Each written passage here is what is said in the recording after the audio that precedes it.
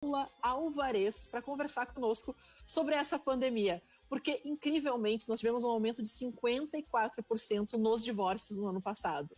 Ou seja, a pandemia fez mal para muito casal que já estava aí estabilizado, gente que vinha de relações longas, de 10, 5, 2, 1 ano, dependendo da relação, mas que a pandemia não deu certo essa convivência forçada. Paula, boa noite. O que aconteceu, hein? O que está acontecendo nesse meio tempo?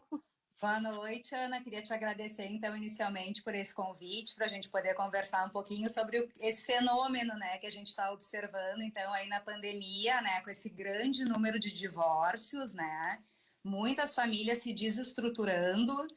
E o que a gente vem percebendo, né, que na verdade, assim, esse não é assim a pandemia acabou com o casamento, né, mas a pandemia colocou em evidência os conflitos que já existiam nos casamentos, né, e que por consequência de uma rotina mais atribulada, mais preenchida, acabavam ficando de lado, né? Então aquelas incompatibilidades dos casais acabaram ficando muito evidentes, né, trazendo assim uma série de conflitos, de brigas e, né, infelizmente levando aí esse número crescente de divórcios que a gente tem observado, né? E Paula, me diz uma coisa, assim, a gente fala, esses problemas não existiram por causa da pandemia, como tu bem ressaltaste, mas tem a ideia também de que as pessoas às vezes não se comunicam. E quando a gente está, às vezes, na quarentena, no home office, a gente tem que dividir esse pequeno espaço que já é a nossa casa, um apartamento, aquela convivência sem poder sair, sem, né, ter um fato limitador aí de não ter um bar, não ter um grupo de amigos, isso se tornou perigoso, as pessoas às vezes percebem que elas não se comunicavam, ou o pior de tudo, não tem assunto em comum para conversar um casal. Como é que funciona? Como é que se pode, em algum momento, analisar o que a gente pode fazer para mudar agora? A gente recebe, né, muitos casais, assim, no consultório com essa queixa, assim, né, de que as tantas se viram dentro de casa, né, sozinhos, e começaram a se questionar o que eles têm em comum, né, e aí em terapia a gente pode ver, assim, que é um casal que já não tem mais atividades em comum, já não tem os mesmos gostos, não tem os mesmos interesses. E claro, antes com a questão da socialização podiam, né, enfim, dissipar essas questões todas e agora não estão podendo. E isso tudo associado a todo esse estresse, né, que a sensação da pandemia, do isolamento social traz, agravou ainda mais esses sintomas, né? A gente entende isso como um sintoma dentro de um relacionamento, a falta de diálogo, de conversa, né? E a gente fala também que o próprio diálogo é bastante diferente, né? Porque antes a gente tinha a situação do trabalho, um filme que estava passando, ou se compreendia, assim, se criava então esse assunto, mas quando não se tem, existe alguma coisa, quem sabe indicar livros, vamos ler o mesmo livro, vamos ver o mesmo filme. Como é que se tenta, assim, para quem está nesse momento pensando, será que vale a pena continuar aqui ou não? Como é que funciona nesse momento? Assim, uma questão que eu tenho em mente, né, e que, né, a gente costuma trazer como primordial para um relacionamento dar certo é a questão do respeito, né? Então, assim, de que forma esse casal consegue manter esse respeito dentro desse isolamento que já deixa as pessoas mais suscetíveis, né, mais irritáveis, mais ansiosas, né? Então, assim, uma das sugestões, sim, é buscar, assim, assistir um seriado junto, que é uma atividade mais leve, para poder ter um assunto em comum. A leitura já não é tão indicada, porque nem todos, né, gostam de ler, mas eu creio que, sim, assistir um filme, poder, né, assistir um seriado, é uma boa ideia. Eu tenho alguns casais, Ana, que é bem interessante, assim, que daí, assim, eles estão buscando, nesse período de pandemia, poder fazer pequenas viagens, assim, para lugares isolados, né, na serra, casas isoladas, para tentar, então, recuperar, assim, essa harmonia que ficou faltando, né, talvez por estar dentro sempre do mesmo ambiente, né, não ter essa troca, assim, que é importante, social. Então, eles estão, pelo menos, tentando uma busca de um novo espaço, assim, e tem dado certo. Tem sido uma boa alternativa, assim. E a gente também fala que às vezes não é apenas o casal, porque a gente também viu um alto índice, né, desse 54% que aumentou durante a pandemia, mas muitos casais com filhos, né, com bastante tempo já juntos e que nesse momento perceberam que as coisas não poderiam mais continuar da forma que estavam. Então, como é que fala quando a gente tem outras pessoas envolvidas, né? Crianças, adolescentes, que a gente fala, o momento da pandemia já é complicado para todos. Para um adolescente, né, ou para a criança que se tira a convivência com os amigos, ainda os pais comunicarem que vão se separar, imagina como é que fica, né? Porque vocês também trabalham essa questão da assistência da família. Porque às vezes não é só o casal, é a família também que é bastante impactada. Eu sabe que eu tenho para mim assim de que certamente os adolescentes e as crianças são os que estão sendo mais impactados com a questão da pandemia, né? Justamente por estarem numa fase do desenvolvimento que exige uma socialização, né? E eles estão privados desse convívio social nas escolas, nas faculdades, enfim, eles estão já em grande sofrimento. Então, quando vem essa notícia, né, de que os pais ainda por cima vão se divorciar, existe um primeiro momento de uma negação, assim, como se essa situação não fosse da realidade deles. E eu vejo muitas crianças e adolescentes pedindo, assim, para que os pais tentem mais um pouco, que os pais fiquem juntos, né?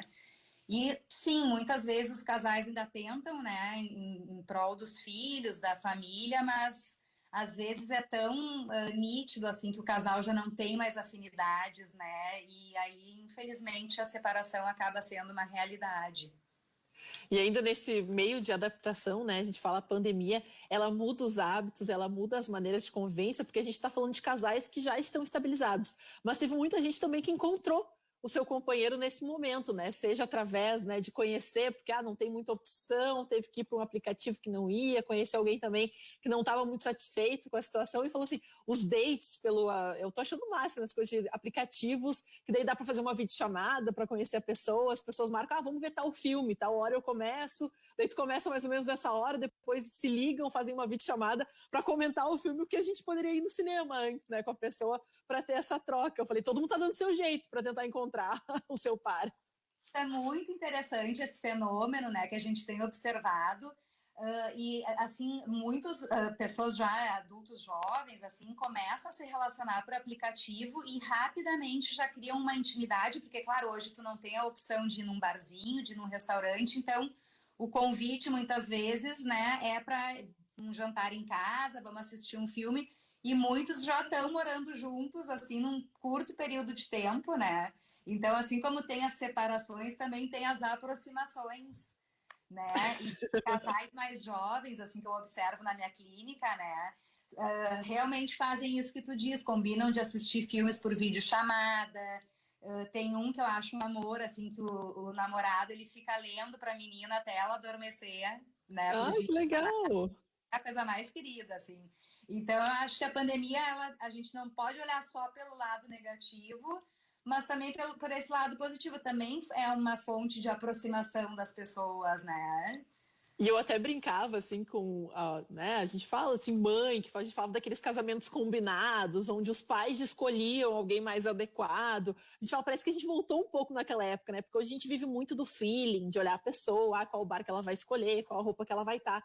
Quando a gente trata de um date à distância, isso não tem tanta importância, perde um pouco, né, o aspecto físico da relação para mais o aspecto, o que vocês têm em comum? Que a gente fala, os casais se separando porque não tem nada em comum e hoje o pessoal que está se juntando, está encontrando seus parceiros, precisa desses detalhes básicos, né? Aquele entendimento básico para conseguir desenvolver qualquer relação. Parece que a gente voltou no tempo, né? Naquela realidade onde se conversava muito para se beijar depois até de casado, né? A gente brinca.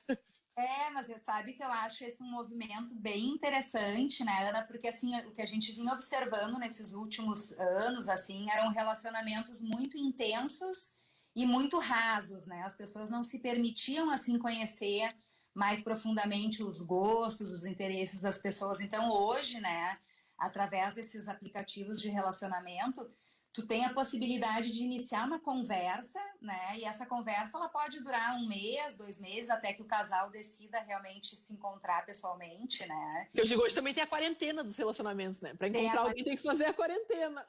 Exatamente. Então a gente também vê essa possibilidade, assim, de tu poder já entrar num relacionamento com um conhecimento maior prévio daquela pessoa com quem tu está te relacionando, né? Que há uns 2, 3 anos atrás a gente não tinha, era tudo muito intenso, conhece num barzinho, já sai, já fica, daí daqui a um pouco já vê que não tem nada a ver. hoje as pessoas estão podendo, então, se conhecer um pouco melhor através desses aplicativos, né? O que eu acho bem positivo. E a longo prazo é o que garante uma relação, né? Ter pontos em comum, gostar de viajar, de conhecer, né? A gente fala assim, uma leitura em comum. A gente fala um artista, né? Que as pessoas gostem, porque às vezes quando a gente está naquele, né, no presencial, a gente até esquece, assim, fica mais aquela coisa, mas ele não é tão bonito assim, mas ela não é tudo isso, mas a foto é diferente. A gente está muito baseado, né? Até pela questão de consumo de redes sociais. A gente vive nessas personas, né? Que a gente inventa pra gente, a gente acha que a gente é aquele produto perfeito todo o tempo, quando não é assim. E é aquela coisa que eu digo, né, Ana? Os opostos se atraem, eu discordo. Eu acho que os opostos se repetem. Podem até se atrair num primeiro momento, mas o que sustenta, né, o que dá a base para um relacionamento é o que as pessoas têm em comum, né? O que elas gostam de fazer. Não adianta um gostar de ir para a praia, o outro gostar de ir para a serra. Vai sempre ter um conflito nesse casal, né? Sempre vai ter alguém que vai ter que estar abrindo mão, que vai ter que estar se submetendo à vontade do outro, né?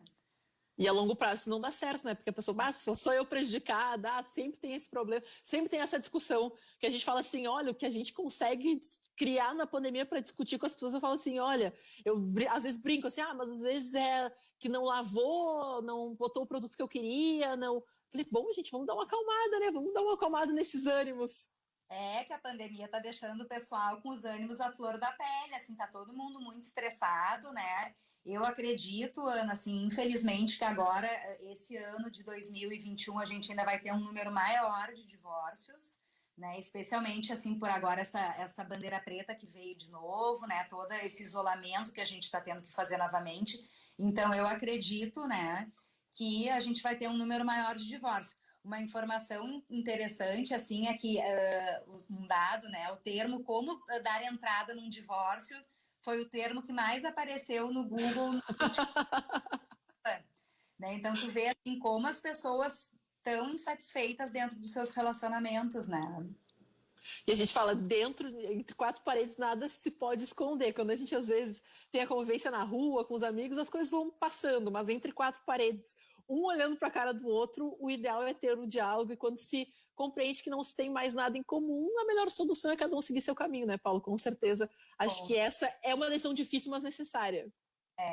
E uma situação que é bem triste, assim, mas que sustenta muito dos relacionamentos são as relações extraconjugais, né?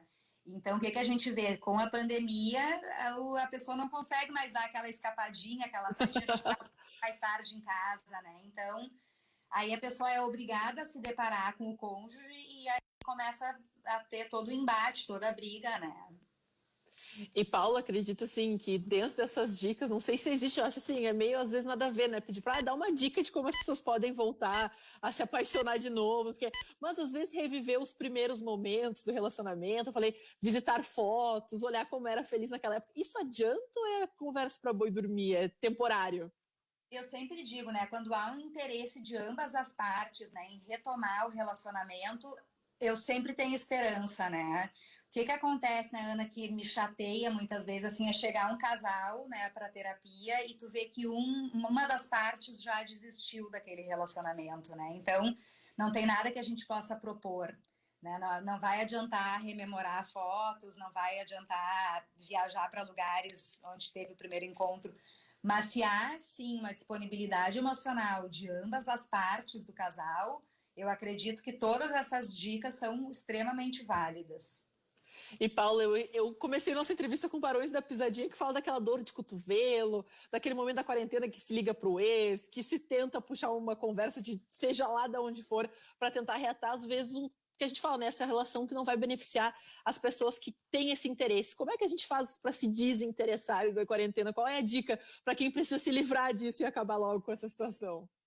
Acaba sendo um pouco mais difícil, né? Porque uma das alternativas que a gente tem para curar a dor de cotovelo é justamente estar em grupo, né? Estar próximo dos amigos, praticar atividades, treinos em grupo, e aí a gente acaba ficando privado. Então dá aquela vontadezinha de ligar, mas eu sugiro assim, fortes, né? E não voltem atrás de uma situação que já está se solucionando. Dá tempo ao tempo, né? O tempo é o melhor remédio para curar esse tipo de ferida. Paula, muito obrigada pelo nosso bate-papo. Eu